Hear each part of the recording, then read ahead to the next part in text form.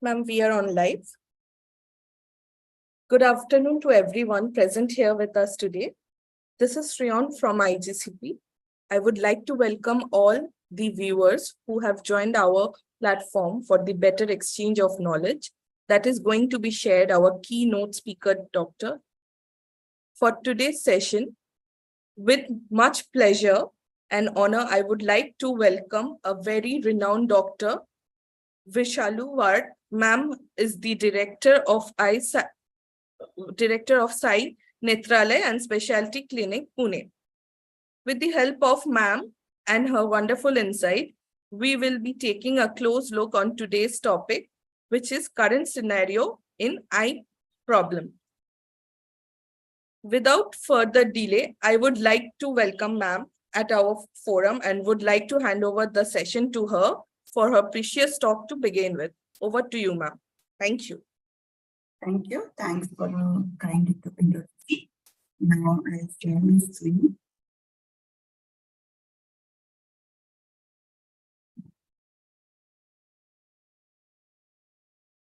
So is it visible now?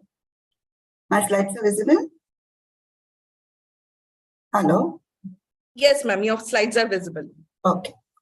So good afternoon, everyone.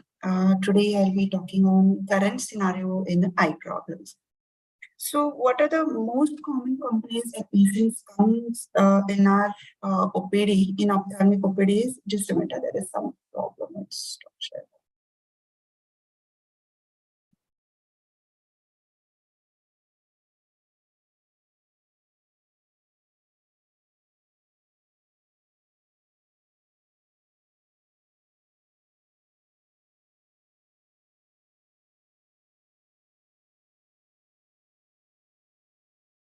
Okay, so what are the most common, I'll be discussing here the most common complaints what patients comes to presence in a ophthalmic OPD or in a ophthalm related problems that patients comes with. First, most common is in red eye. Then patient comes to us with an visual disturbance, that is decrease in a vision or blurring of a vision, and then trauma. So related to red eye, we have already discussed everything about the red eye in a detail in our last talk. So these are the common causes of red eye. If you start from anterior to posterior, there are few causes which presents in a lid, then conjunctiva, then cornea, and then the internal structures like iridocyclitis and all. So these are the common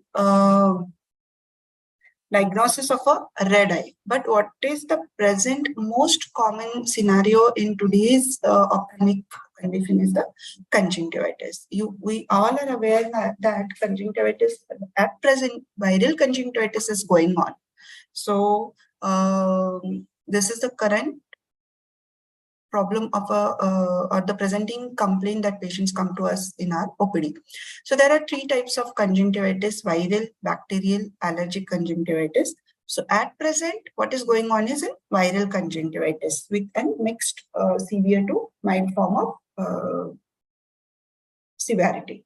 Then bacterial and allergic conjunctivitis we will cover one by one. Viral conjunctivitis is the most common conjunctivitis, or we can get it in our OPD. Then patient comes to us with an redness, watering, and foreign body sensation. It is associated, maybe associated with or without swelling. And then discharge is generally mucopurulin, not a purulin discharge. Then sometimes it is unilateral or sometimes it is bilateral also.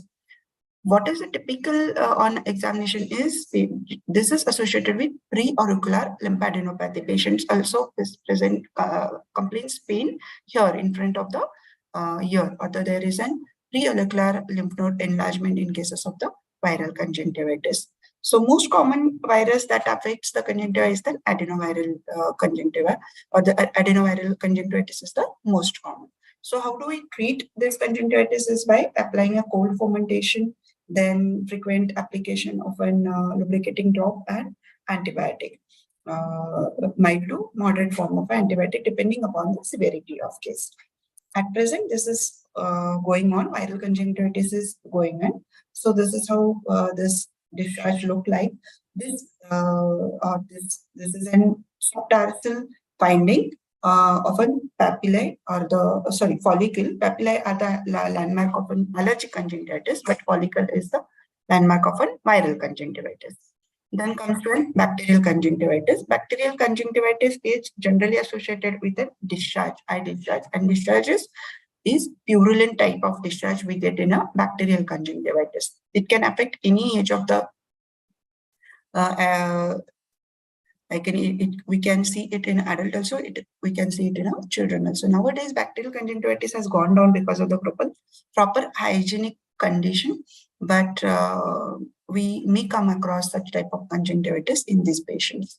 So amount of discharge is more as compared to the viral conjunctivitis. It may be associated with or without swelling of a lid, depending upon the severity of infection.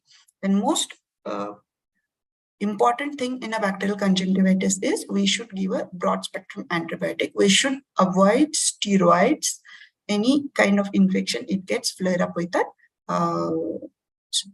steroid eye drops.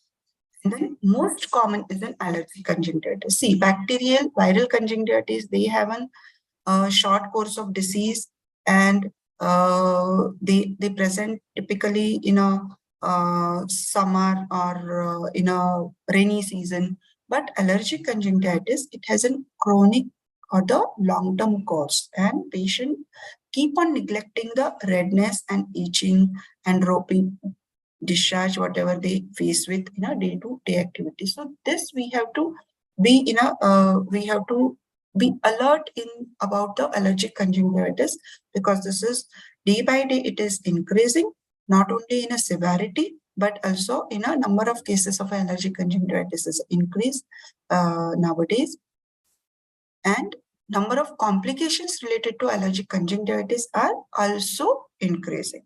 So in allergic conjunctivitis, it has a broad spectrum of a clinical condition. Just now I told you this has a long-term course, and in a milder cases, patient may neglect themselves, or sometimes they may take medicines from a counter or from a chemist, and they can treat themselves, and later on they can land up in a complications of an allergic conjunctivitis. This can be associated with other type of allergic diseases such as rhinitis, asthma, or any atopic diseases. Then what are the signs? In this patient complains about in a history, they present with redness and itching.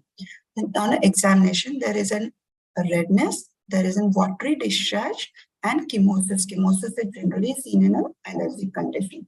Then we see in papillary hypertrophy. This is in giant papillae. We can see in this photographs. On torchlight examination, giant papillae we can see, but otherwise these are all our slit lamp findings that we need to see in the microscope. So in a treatment, what we need to do is we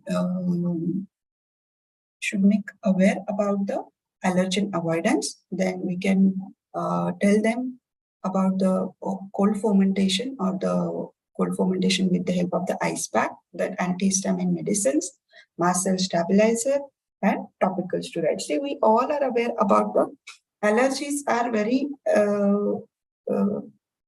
gives good response to the steroids, but steroids has its own side effects if we use for the long term.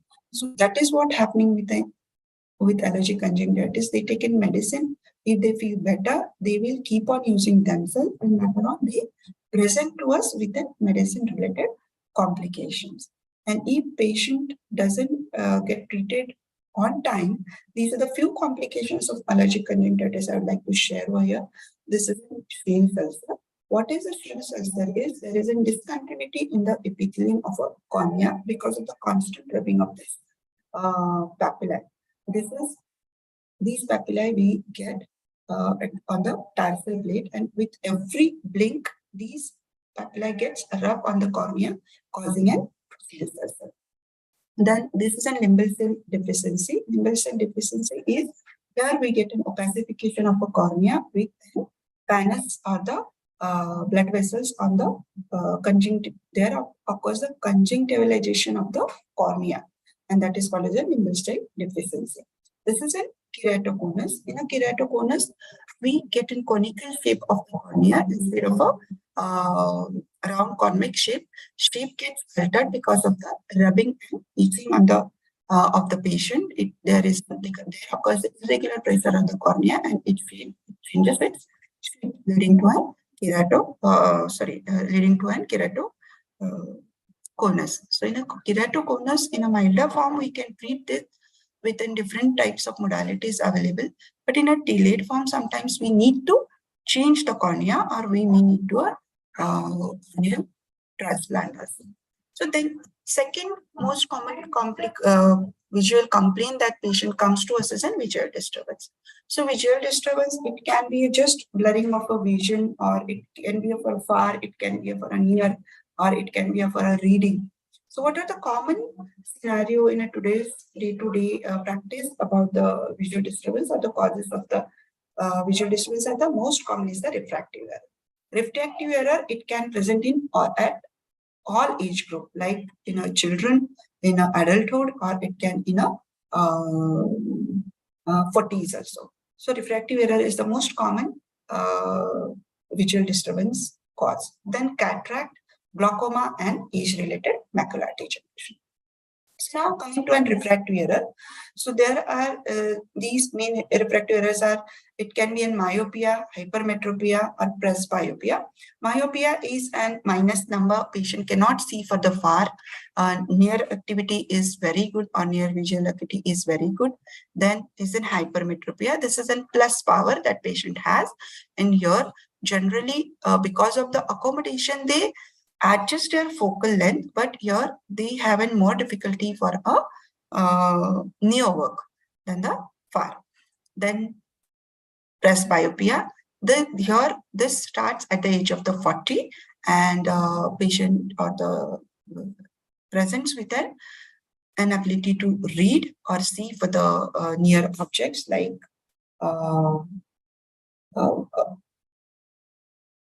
housewife when they work at home while putting thread into the needle, they are not able to, or the women are not able to put the thread into the needle. That is happens in a presbyopia after the age of the 40.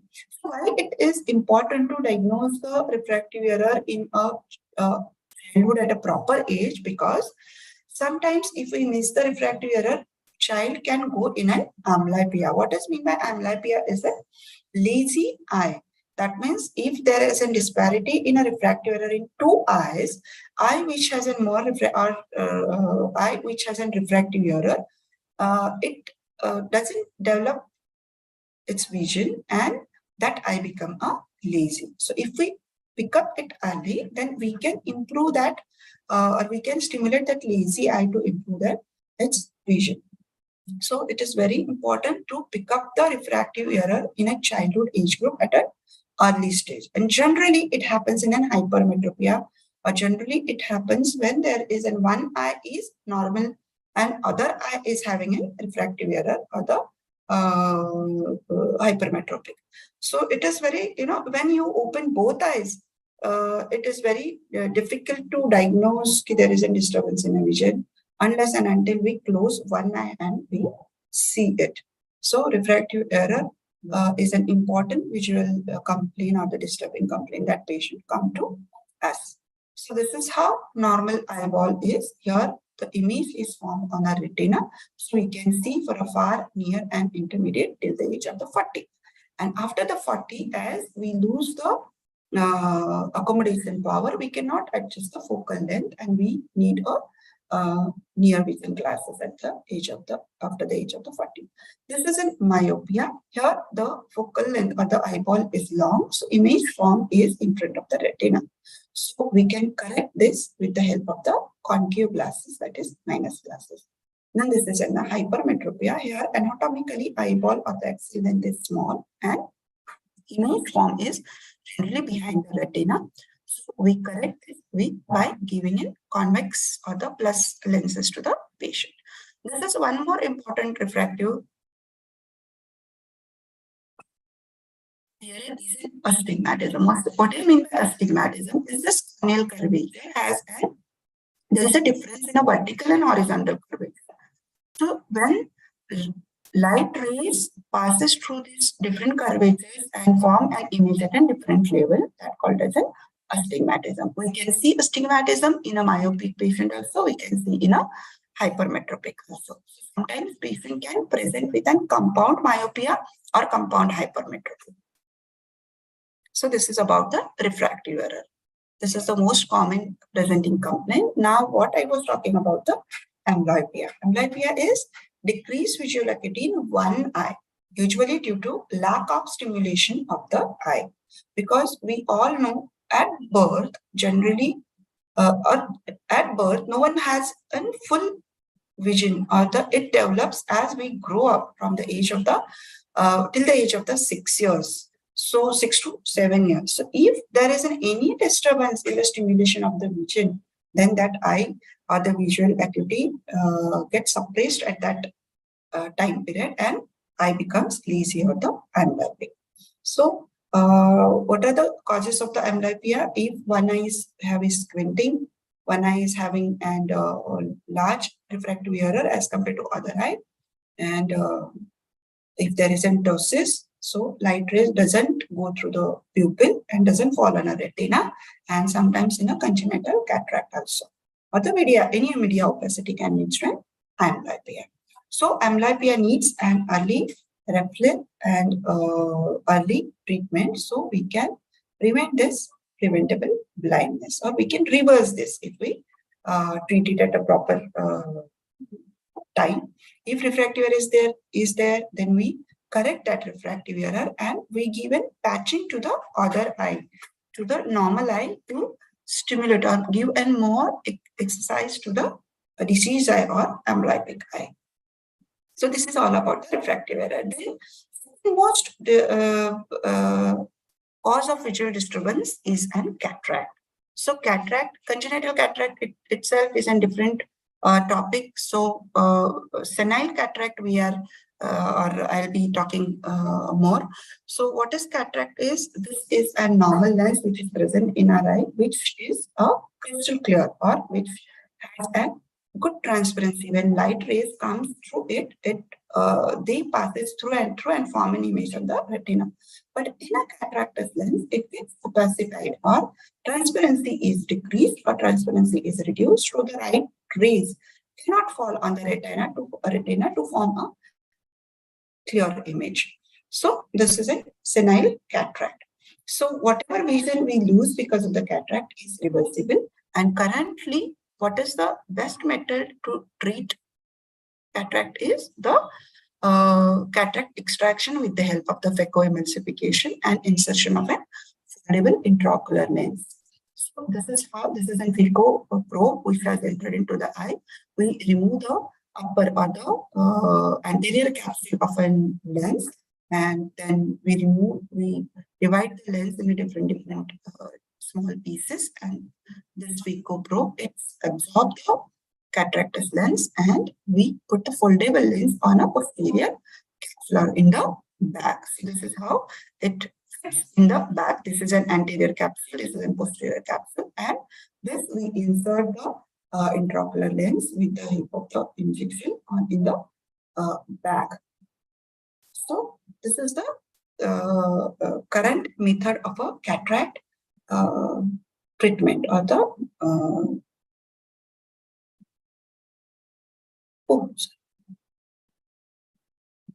Then coming to the next is now when to operate. So when we should decide about the operating the cataract. So cataract also can go in a phacomorphic glaucoma or phacolytic glaucoma, that is a lens-induced glaucoma. If we don't remove cataract at a proper stage, it can go into the glaucomatous condition. Then sometimes after good surgery also we cannot get a satisfactory vision after the glaucoma. So it is mandatory to cataract surgery before going that cataract into a phacomorphic or phacolytic glaucoma. So decision to proceed with the cataract surgery is based on the amount of difficulty that patient faces due to a decrease in vision, because everyone's vision requirement is different. Like suppose if some housewife, if someone is very or the painter or very skillful, small uh, uh, stitching work, or these people has a more requirement of a vision quality is different than the housewife who do a normal or their activity is related to only 4 doors. So depending upon the need and depending upon the difficulty in performing in day-to-day activity, we should take a call for operating cataract. So treatment for cataract is a surgical removal of the cataract and implantation of an artificial lens. There are different varieties of intraocular lenses we can use.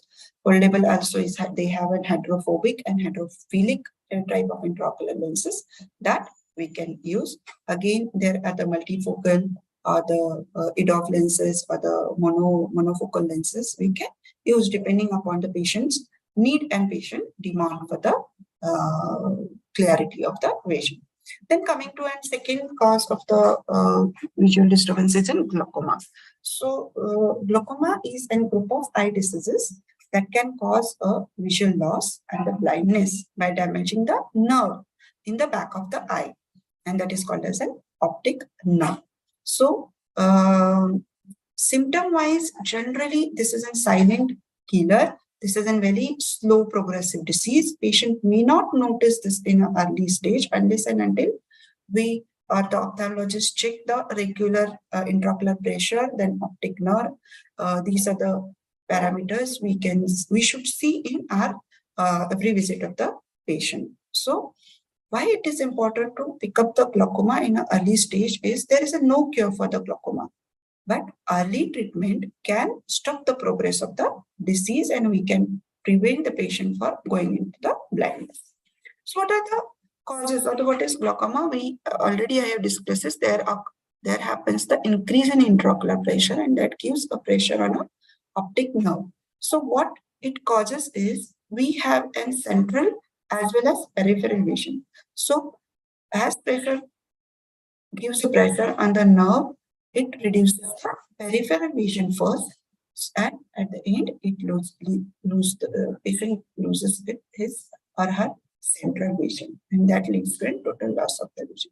So this is how gradually, initially there is a decrease in this quadrant of a vision, then slowly this peripheral vision is gradually gets on decreasing, and lastly, they affect the central vision. So this is, remember, again, I'm telling, this is a non-reversible. So it is very mandatory to pick up it at an early stage and treat it in the early stage so we can prevent the progress of a disease. So this is how normal optic nerve look like. And this is what happens after the increase in a pressure. It gradually, these nerve endings gets reduced or there is a decrease in the ganglionic cells, and this causes an optic nerve, a cupping or optic nerve atrophy. Then most common problem at the older age is age-related macular refraction. In a childhood, refractive error is the most common presentation. Then like refractive error can be, as I told, it can be at any age, but at the childhood is the most common presentation with the blurring of vision is because of the refractive error. Then come to the cataract, glaucoma, and age-related macular degeneration. So what is macular degeneration? It is a medical condition. It affects the older adults and result in a loss of vision in the center of a visual field because of the damage to the fovea or the macula. So retina has a different part. Retina has an optic nerve, the macula. When there is a damage at the macula, it leads to a loss of central vision, causing a age-related macular degeneration. Name itself explains age-related macular degeneration. So it affects the older adults. What are the risk factors? Is obviously age. If a family history is present, then next generation is more prone to get further age-related macular degeneration. Smoking people who smokes more are more prone to get an macular degeneration or the hypertensive female. Then sunlight is also an one risk factor who works more outdoorly is the risk factor to get an age-related macular degeneration, and poor diet also. What are the symptoms of age-related macular degeneration? Decrease in a vision, and more it affects the central vision. So in a glaucoma, it starts more at the periphery, but in a macular degeneration, it affects the central vision. So patient says, I cannot see the central one, but peripherally I can see. If you ask the patient to read, so they miss the central, the centrally there is a darkness, and peripherally they can see the things. So this is about the presentation of the age-related. Again, patient can complain of the metamorphopsia or they see this light pole as a curved one rather than straight one, or the straight line they can see it is a curved, or there can be a crowding of the linings. Metamorphopsia, if this is a normal ampular chart, normal person can see, but age-related macular degeneration patient see there is a metamorphopsia and there is a distortion of the lines. So these are the symptoms of a age-related macular degeneration. So how we can prevent this is smoking. We should stop smoking, eat healthy food rich in amino acid. Then a regular eye checkup is important to pick up it early, because age-related macular degeneration again has in two types. One is in wet and second one is in dry ARMD. Wet ARMD is fastly progressing, and we can prevent this progression by giving an anti-VEGF or intravitreal injections and reducing the newer vessels, what they are affecting the vision. Dry ARMD, it is slow progressing, and it generally has in supplement treatment like giving an antioxidants, but other things doesn't help in reducing or reducing in a progress of the vision. So treatment options in the age-related macular degeneration, one is dry ARMD. It's no effective treatment, only low visual load we can give and dietary supplement we can give. In wet ARMD, we can give anti-VEGF injections intravitreally. Now, in generally, these are the few tips to have a healthy eye. First, you should have a regular eye checkup at any age, in the childhood, adult, then at 40s and at the at the old age also. Then prevent, always wear dark goggles whenever you go out in the sunlight to prevent the toxic effects of the sunlight. Then use a proper light while reading, while working on the computers, while working on a PC, blink a lot. Then have a proper distance between a PC and your eye. Your posture should be good. Then use green vegetables, vitamin A, vitamin E rich food, amino acids, or the antioxidants, and proper eye exercises. These are the few healthy tips we can follow in our day-to-day life. So thank you. Thanks a lot for patiently listening. And about this is all about the scenario of a day-to-day practice. Thank So you, if ma'am. any questions are there? Yes, ma'am. There are a few questions. You can stop sharing, ma'am, if you want. So, ma'am, the first question from our audience is, which artificial tear combination? Your voice is not clear, ma'am. I'm not able to hear actually. Can you speak loud better? Am I audible now? Yeah. Is it better? Yeah. Yeah. So, ma'am, the first question which we have received from our audience is, which artificial tear combination is best for relief in computer vision syndrome? Yeah. See, again, it depends upon the severity of dryness, because severity of a dryness, it varies with person to person, mild, moderate, and severe. So there are few lubricating artificial tear eye drops are available. One is HPMC, hydroxypropyl cellulose. Then CMC, that is carboxymethyl cellulose, and then sodium hyaluronate. These are the artificial tears we can use depending upon the severity of the disease in a milder case, you can give an HPMC. In case of the severe dryness, we can give a CMC or sodium hyaluronate. A patient, or you cannot put that frequently, then sodium hyaluronate has a longer retention time. We can use it less frequently. So these are the artificial drops: HPMC, CMC, and sodium hyaluronate we can prescribe to the patient. Thank you, ma'am. So the next question from our audience is traumatic blunt cataract surgery or lens implant safe in younger children? Yeah, see, there is no other way. Safe traumatic cataract, it has to be removed. So depending upon the trauma, depending upon the severity of trauma, success of surgery depends, but there is no other alternative, but we have to remove the cataract lens.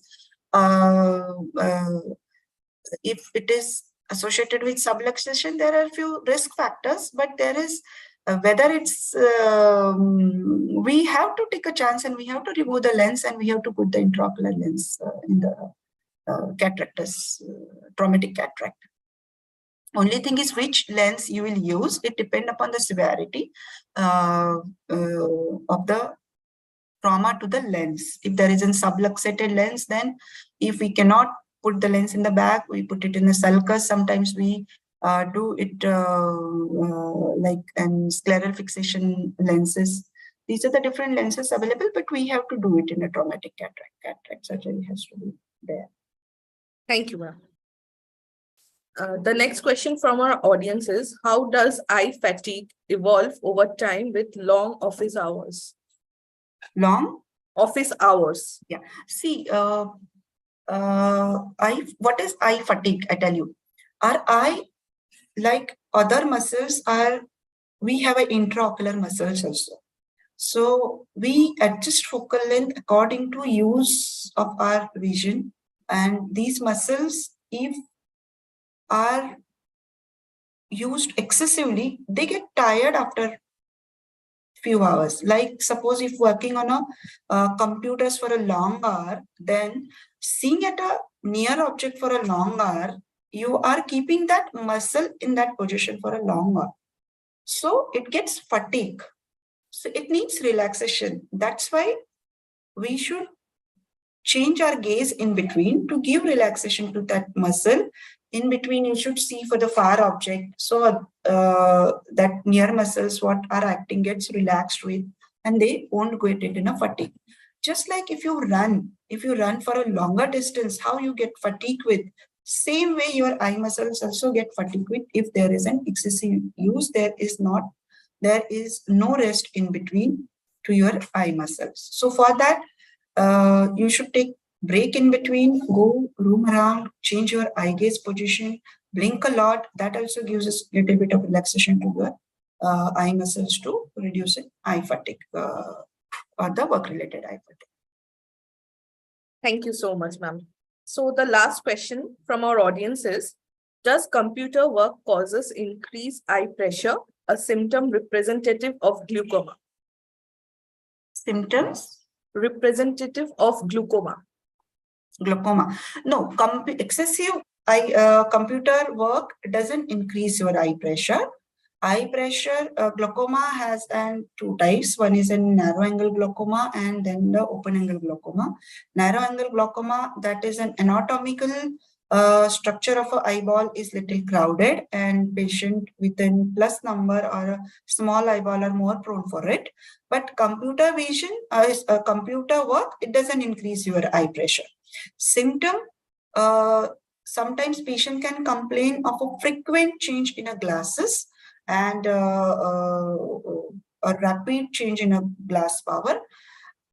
Sometimes patient can complain about the color halos in, different color halos in a narrow angle glaucoma, or just a decrease in a vision can be an complain about. But generally patient comes in a late stage because this is a silent killer. So routine examination we should do in between our routine eye examination. Along with your eye refractive checkup, you should check your eye pressure and optic nerve evaluation also. Thank you, ma'am. Thank you for your answers. So we are almost at the end of our session. So any concluding remarks from your end? So give importance to your eyesight. If we need a good vision till our last breath, so don't neglect any eye complaint. Do your routine eye checkup from an ophthalmologist. Sometimes they go to the optical shop and they check just a number. And along with that, total or whole ocular examination is important. It includes your vision testing, your refractive error correction, your slit lamp examination, your intraocular pressure examination, or your optic nerve and retina evaluation also. So don't neglect your eyes and do routine checkup from a proper ophthalmologist. Thank you so much, ma'am. Thank you. Thanks a lot for the opportunity. Thank you for joining with us, ma'am. And with your permission, we can conclude the session. Yes, please. Yeah. Thank you.